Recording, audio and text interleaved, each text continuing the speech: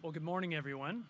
We acknowledge that the land we are gathered on today is the traditional, ancestral, and unceded territory of many nations, including the Mississaugas of the Credit, the Anishinaabe, the Chippewa, the Haudenosaunee, and the Wendat peoples, and is now home to many diverse First Nations, Inuit, and Métis peoples. We acknowledge that there's more work to be done on our collective journey towards truth and reconciliation, and we are committed to educating ourselves and understanding the truth of our shared history with our Indigenous peoples. Ladies and gentlemen, Deputy Prime Minister and Minister of Finance, Chrystia Freeland, and James Maloney, our Member of Parliament for Etobicoke Lakeshore, welcome to the KIP District. This is a master plan community proudly developed by Concert Properties. My name is Kelly Wilson, and I'm the Senior Vice President of Development for Concert Properties. And we are honored to host this tour and this press conference. The KIP District currently includes 2 condominium buildings totaling 569 condominium suites and this 233-suite purpose-built rental apartment building, which was completed in May of 2023. For our third and final phase of our project here at KIP District, we'll be building a 416-suite condominium and another rental building which will contain 379 suites. Our goal is to launch that project, 2 towers, sometime in 2025. Hope you enjoyed your tour of our beautiful 20 Samuel Wood Way project here this morning, and this building represents the 9th new purpose-built rental project that Concert has built here in Ontario, and it represents about 2,500 suites in our portfolio. I'm pleased to tell you that this building includes 70 affordable rental homes, due in large part to $7.6 million in financial incentives from the City of Toronto and a $73 million construction loan from the federal government, and that was through this CMHC's Rental Construction Finance Initiative program, for which we are very grateful. This site is a 5-minute walk from the TTC transit station and the new $70 million regional transit hub that serves the GO My Way buses and the GO trains and buses. The KIP District is an excellent example of a well-planned, transit-oriented community that delivers a wide mix of accessible, environmentally sustainable, and affordable homes, both for rental and for sale. We're proud that the KIP District was honored with the coveted North American Master Plan Community of the Year Award by the National Home Builders Association. So without further ado, I'm pleased to introduce our Member of Parliament for Etobicoke Lakeshore, James Maloney. Thanks, Kelly. Well, welcome to the KIP and welcome to Etobicoke Lakeshore. I'm incredibly proud to be here with Kelly and with our Deputy Prime Minister and Finance Minister for a lot of reasons, which I'll get into in a moment, but mostly because it's my home. If you go that way about 2 miles, you'll find my house. If you go that way about 1 mile, you'll find where I went to high school. And if you go about 100 yards that way, you'll find the best burgers in all the city of Toronto. Look, it's a remarkable community, and it's becoming even more remarkable every day. That $73 million investment that the federal government made. I was here, Kelly, when the minister at the time made the announcement, and I was standing right where we are now, except I was on the ground level because this building didn't exist. And that's an example of how partnerships between the private sector and the government result in affordable housing units like the ones we're standing in here today. But it's a special occasion to be here because I'm here with my colleague and my friend, the Honourable Chrystia Freeland. We've served together in Parliament for 9 years now. I've seen the remarkable work she has done and continues to do as Deputy Prime Minister, but as Finance Minister. And it is really an honor and a privilege to serve alongside of her and have her here in Etobicoke Lakeshore. And we're going to hear from her about some more great announcements about further development that's going to take place here, thanks to our fine partners. And we're going to see this corridor along Dundas and beautiful Etobicoke Lakeshore become even more beautiful and grand than it already is. So with that, I'll turn it over to you, Minister. Okay, thanks, Jamie. Jamie and Kelly are a little taller than I am. Okay, good morning. I would just like to start by taking a moment to express our government's support, my personal support to everyone who has been devastated by the wildfires in Jasper. I really want to thank the first responders who are working so hard. I do want to point out that the federal government is providing matching donations to the Red Cross, matching donations from Canadians to support Jasper. We are also deploying more firefighting resources to Alberta and doing everything possible to support everyone in Alberta and across Western Canada who is dealing with these truly devastating wildfires. I know, Jasper it's one of the most beautiful places on earth. It is a part of the memories, the family photo albums of so many people in Alberta and across Canada. And I think all of our hearts break when we look at those pictures. And so I really just want to say, first of all, to the people of Jasper, to the firefighters, you have a whole country that is with you, that is crying with you, but also really working hard with you to finish putting the fires out and to rebuild. I am also really glad to be here in Etobicoke today with my friend and colleague, the MP for Etobicoke Lakeshore, James Maloney. As Jamie knows, I am always happy to come to Etobicoke. And in fact, I spend my Saturday mornings not very far from here because my kids go to Ukrainian school on Saturday mornings in Etobicoke. So I know firsthand what an amazing community it is. And I'm glad to be here with Kelly Wilson and the team at Concert Properties who built the amazing rental apartment building that we're standing in today.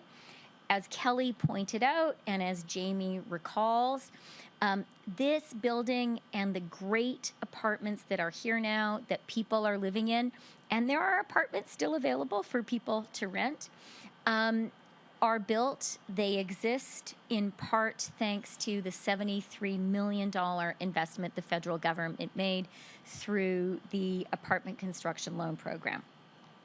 This is one of the buildings that makes up the KIP district.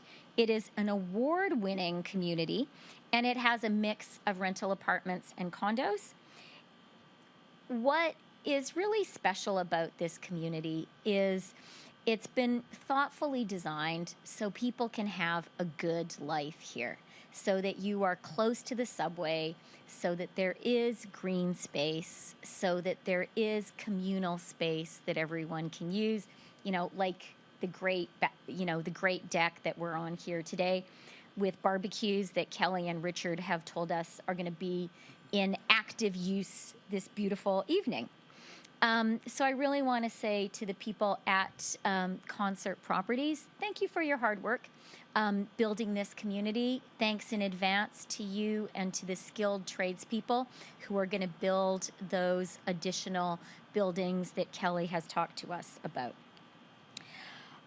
I want to start by talking about the Bank of Canada's decision last week to cut interest rates for the second time in a row. Canada was the first G7 country to cut interest rates last month, and we are now the first G7 country to cut rates for a second time. This is really good news for Canadians, especially for homeowners who currently have mortgages and are looking at the renewal of those mortgages, and for first-time home buyers. We're on the right path, but we know we have more hard work to do. Le taux d'intérêt diminue parce que l'inflation diminue. L'inflation au Canada est tombée à 2,7% en juin, alors qu'elle était à 2,9% en mai. Cela signifie que pendant 6 mois consécutifs, l'inflation au Canada était à l'intérieur de la fourchette cible de la Banque du Canada. Et depuis 17 mois consécutifs, l'augmentation des salaires dépasse l'inflation. L'FMI prévoit également que le Canada sera l'économie avec la croissance la plus rapide parmi les pays du G7 et les autres économies avancées en 2025. Cela montre que le plan économique fiscalement responsable de notre gouvernement fonctionne. Our government is focused on delivering fairness for every generation. This very much includes making the dream of home ownership a reality for younger Canadians and for new Canadians. And we know that one of the biggest hurdles for home ownership for younger Canadians is qualifying for a mortgage and making sure that you can afford the monthly payments that come with it. That's why in our budget in the spring, we announced that we would be allowing 30-year amortizations on insured mortgages for first-time homebuyers purchasing newly built homes, like the condos that Kelly has been talking to us about that are part of this development. That, of course, includes townhomes and condos, like the condo that is being built right across the way from here. And I am very pleased to announce that starting on August 1st, on Thursday, lenders in Canada will officially be able to offer these 30-year mortgages. This means that 30-year mortgages will be available for applications to mortgage insurers on or after August 1st. And it means that first-time homebuyers will now have 30 years to pay off their mortgage instead of 25 years. That translates to lower monthly payments, so more younger Canadians can afford to pay that monthly mortgage on a new home. This is just one of several measures that our government is taking to help younger Canadians save for that first down payment and afford a home of their own. Our fiscally responsible plan has helped put the Bank of Canada in a position to lower interest rates for the second time in a row last week. Lower interest rates mean that mortgage payments will be more affordable, helping more Canadians get into the housing market to buy that first home of their own. Last year, we launched the tax-free First Home Savings Account to help Canadians save up to $40,000 tax-free towards the down payment on their first home. That money is tax-free in, tax-free out, and more than 750,000 Canadians have already started saving using the First Home Savings Account. At the same time, we're increasing the amount of your RRSP that you can put towards a down payment with a new homebuyers plan limit of $60,000. Notre plan ambitieux de construire 4 millions de logements de plus au Canada encourage les villes à réduire les formalités administratives afin de faciliter la construction de plus de logements plus rapidement. Il s'agit là de mesures concrètes et tangibles qui aideront un plus grand nombre de Canadiennes et de Canadiens à accéder au marché du logement et à acheter leur première maison. C'est ça donner une chance équitable. Notre gouvernement agit maintenant et il agit résolument parce que les Canadiennes et Canadiens comptent sur nous. So thank you very much for being here today. It's really important for me to be sure that young Canadians who are looking to buy their first home know that starting on Thursday, that new 30-year amortization kicks in. Thanks for helping us get the message out, and I think we're all now ready to answer your questions. Perfect. So we'll now begin the press conference. We'll take one question and one follow-up. Please state your name and media outlet before asking your question using the microphone. C'est une question et un suivi. Veuillez indiquer votre nom et votre média avant de poser vos questions dans le microphone. Maintenant, la première question. Calvi Leon from the Toronto Star. Minister Freeland, how do you feel about some of your colleagues believing you should be shuffled out of the finance portfolio in order to signal a major new direction for the government? Thank you for the question. I absolutely take the point of view of our caucus, of my caucus colleagues, really, really seriously. Our government is our caucus, and our government's policies need to be based on conversations within caucus. For me, My focus is on working hard to deliver for Canadians every single day. It is on housing, building more homes faster, and putting in place measures like the 30-year mortgage amortization to make it possible for young Canadians to buy their first home. It's focused on making life more affordable with programs like our National System of Early Learning and Childcare and Dental Care.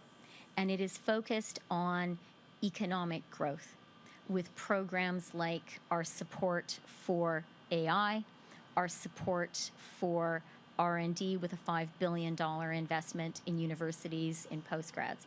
So that's where my focus is. It's on Canada and Canadians and working hard with all my caucus colleagues to deliver that. Do you still feel comfortable keeping your job as finance minister? I feel I have the support I need to do my job and to focus on what my job is, which is delivering for Canada and Canadians. Thank you. Sorry, Jamie. If I may, I am one of those caucus colleagues, so I'm happy to address this issue. Like we're standing in Toronto. We're in a hockey town. It's the off season. So what do people do? They spend all their time speculating on whether John Tavares or Austin Matthews should be the #1 center. The focus we have is on the team, and I can tell you, I talk to my caucus colleagues every single day, and we have complete confidence in Chrystia Freeland as a finance minister. You know, so these whispers in the shadows, and that's what they are, take them for what they're worth. It's like listening to talk radio, sports radio. You've got all kinds of interesting ideas, but look, we are a team as a caucus, and you know what that means? It means we talk to each other, we work together, we throw around ideas. But I can tell you unequivocally, we are united behind this person beside me. Chrystia Freeland has done a great job, and there isn't a single person in my caucus who would say anything to the contrary.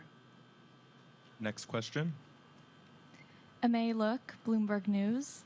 The Bank of Canada has begun to shift its policy toward avoiding a recession as consumer spending is weak and the unemployment rate has grown a full percentage point in a year. What is your response to the central bank's growing concerns about Canada's economic performance? Yeah, thanks for the question. As I said in my remarks, we as a government really recognize the pressures that Canadians are facing. We recognize the pressure that high inflation put on Canadians, on Canadian families, and we recognize the pressure that Canadians have been facing from high interest rates. And that's why a central element of our government's economic policy has been about putting policies in place that create the conditions that allow inflation to go down so that interest rates can come down, to lift that pressure off of Canadians and Canadian families. It's been good news for Canada and Canadians that inflation has been within the Bank of Canada's target range for 6 months in a row. And Canada last week became the first economy in the G7 to lower interest rates for the second time, having been the first economy in the G7 to lower rates for the first time. I was out knocking on doors in my own riding yesterday, and one of the things I heard from people was that high interest rates have been really a pressure and a concern for them. I heard from people who have a house, who have a mortgage renewal coming up. They were very, very aware that interest rates had come down last week, and they told me that that was a relief for them. Thank you. There are a lot of condos on the market, and overall housing development is still not running at a level that the country needs. Is it time for the government to rethink its ban on foreign home buyers to bring more capital into the sector? No. What we are focused on is homes for Canadians to live in. A real challenge for Canada has been housing becoming a speculative financial asset rather than what these homes are here. Places for people to live, for people to build a life, for people to build a family. And that's why our focus is on two things. One is supply, supply, supply. Getting more homes built faster. You heard Jamie talking about how in 2018 there was nothing here, and now we see a great community and more homes coming soon. And our second focus is on being sure that young Canadians who want to buy a home have the tools that allow them to afford it. So that's why I'm really here emphasizing the 30-year mortgage amortization. Thank you. Next question. Good morning, Minister. Thank you for your time. Lauren Battigello with CBC News. If you wouldn't mind just answering our questions in both English and French, that'd be great. Thank you. Does Canada accept the results of the election in Venezuela? And if not, what is Canada going to do about it? Thank you for the question. Canada, like many of our other allies, like many of the world's democracies, has serious concerns about the election in Venezuela. And we're working closely with our partners. I do want to take a moment to really voice my support for the brave people of Venezuela, the brave democracy leaders of Venezuela. It takes real courage to stand up for democracy in the face of an authoritarian regime. Millions of people in Venezuela have been doing that, and I want them to know that Canada recognizes their courage and determination. And Canada has been supporting the democratic opposition and condemning an increasingly severe authoritarian regime in Venezuela for many years now. I want the people of Venezuela, the Democrats of Venezuela, to know that Canada stands with them and recognizes that they are fighting hard for democracy and freedom, and they deserve it, just as all of us do. Merci pour la question. Le Canada a les inquiétudes concernant l'élection en Venezuela, les inquiétudes qui sont partagées par nos partenaires démocratiques. Et je veux dire aussi directement au peuple vénézuélien que on salue le courage, la résilience de l'opposition démocratique en Venezuela. C'est très difficile. On doit être très, très courageuse de travailler pour la démocratie contre un régime autoritaire. On voit que c'est ce que le peuple vénézuélien fait. Et le Canada est là. Le Canada appuie les démocrates de Venezuela et on le fait maintenant pour plusieurs années. Thank you. And a follow-up for you. Today, an internal government report shows Black and other racialized employees working in the Privy Council office face microaggression, stereotyping, and verbal violence. It also found white employees and executives detailed personal experiences and career-advancing opportunities that were in stark variance from Black, Indigenous, and racialized employees. What is your reaction to this? And will your government settle the Black class action lawsuit, which alleges the problems at the Privy Council office exist throughout government? Racism and discrimination is never acceptable. It's not acceptable anywhere in Canada, least of all inside our government. And in French, please. Sorry.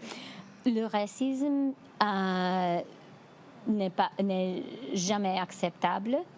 Le racisme n'est jamais acceptable au Canada. Le racisme n'est jamais acceptable dans notre gouvernement. Thank you for your time. Next question. Good afternoon, Minister. Chris Gargis with CTV. Bear with me, I'm doing dual duty here today. Yeah. I have a question for you. There are two upcoming federal by-elections this September, following the loss in Toronto St. Paul's. How critical are these by-elections? Every election matters. We have strong candidates in both of those ridings. Speaking for myself, and I am sure Jamie will agree, our MPs, our caucus, our government, we are really focused on delivering for Canada and Canadians. We're focused on delivering on housing. That's what we're here to talk about today. We're focused on delivering to make life more affordable. We're focused on delivering economic growth. So given that, do you feel that now is a time for your government to do a reset? I think what we need to do is be out there listening to Canadians. And I know that, I was out knocking on doors in my own constituency yesterday. I've been talking to a lot of MPs. I know that that is what our caucus members are doing across the country. And that's our job, to go out into our communities, to hear from Canadians about how they're doing, what they want, what they need, and then to work hard on delivering that. That's what we need to do. That's what we're focused on doing. Okay, thank you. Next question. That concludes today's press conference. Merci tout le monde. Okay, thanks a lot, everyone. And that is Finance Minister Chrystia Freeland.